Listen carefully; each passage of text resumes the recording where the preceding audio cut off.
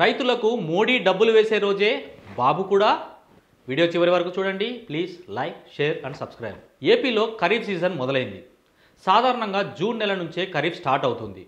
ఏరువాక పండుగను చేసి మరీ దుక్కి దున్ని రైతులు పొలాలలో తమ కొత్త సాగుకు సంకల్పం చేస్తారు. ఆ సమయంలోనే పెట్టుబడి సాయం దండిగా అవసరం పడుతుంది. రైతులు ఇదే సమయంలో కన్నతల్లి లాంటి పొలంలో విత్తనాలు నాటేందుకు, ఇతర ఖర్చులకు భారీగా డబ్బుల కోసం ఎదురు చూస్తారు. అప్పుల కోసం అధిక వడ్డీలకు కూడా తెగించి మరీ పట్టుకొని వస్తారు. అయితే పాలకులు ఇస్తున్న అనేక ఉచిత హామీలలో రైతులకు సాయం మంచిదని అంతా ఒప్పుకుంటారు. అలా కేంద్ర ప్రభుత్వం కిసాన్ సమ్మాన్ పథకాన్ని ప్రారంభించింది. అలా మోడీ ప్రభుత్వం చాలా ఏళ్లుగా రైతుల ఖాతాలో నిధులను 3 విడతలుగా వేస్తూ ఎంతో కొంత చేయూతను ఇస్తుంది. అలా 6,000 రూపాయల కేంద్ర సాయం దక్కుతుంది.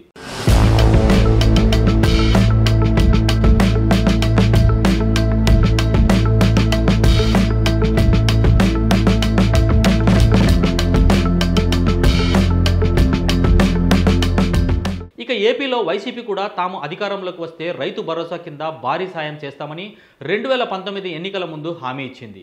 ఆ విధంగా వైసీపీ 5 ఏళ్ల పాటు సాయం అందించింది. అయితే వైసీపీ కంటే రెట్టింపు సాయం చేస్తామని కూటమి నేతలు ఎన్నికల సందర్భంగా ప్రకటించారు. 20,000 రూపాయల దాకా తాము ఇస్తామని పేర్కొన్నారు. అయితే తొలి ఏడాది మాత్రం ఈ సాయం అందలేదు. అన్నదాత సుఖీభవ ఇప్పుడు కేంద్రం ఇచ్చే కిసాన్ సమ్మాన్ పథకంతో కలిపి ఇస్తామని ప్రకటించారు. అలాగే 3 విడతలుగా చెల్లిస్తామని చెప్పారు. కేంద్రం 6,000 రూపాయలు కాగా ఏపీలో కూటమి ప్రభుత్వం 14,000 రూపాయల సాయం ఇస్తుంది అన్నమాట. అలా ఇప్పుడు ఏపీ ప్రభుత్వం తొలి విడత అన్నదాత సుఖీభవ పథకం నిధులు విడుదల కాబోతున్నాయి. కేంద్రం అయితే ఈ నెల 18న కిసాన్ సమ్మాన్ నిధులు విడుదల చేయడానికి ముహూర్తం పెట్టింది.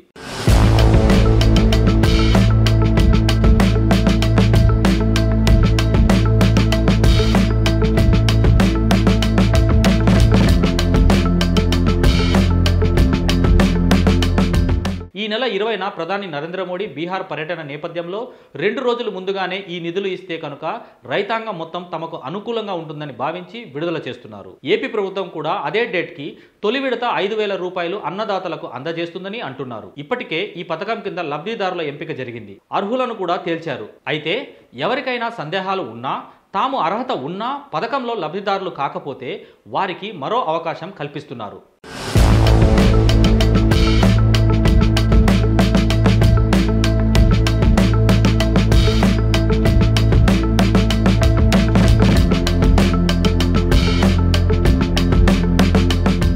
ఏపీలో చూస్తే కనుక అన్నదాత సుఖీభవ పథకం కింద 47.77 లక్షల రైతులను లబ్ధిదారులుగా అధికారులు గుర్తించినట్లు తెలుస్తుంది. వీరందరికీ ఈ కేవైసీ పూర్తి అయింది అని అంటున్నారు.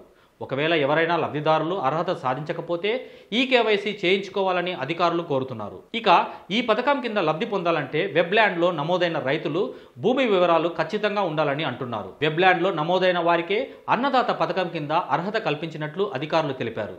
అయితే అర్హులు కాలేని వారికి మరో ఛాన్స్ ఇస్తున్నారు. మొత్తానికి ఏపీలో అన్నదాతలకు ఒకేసారి మోడీ, చంద్రబాబు డబ్బులిచ్చి మరీ ఫుల్ ఖుషీ చేస్తారని అంటున్నారు.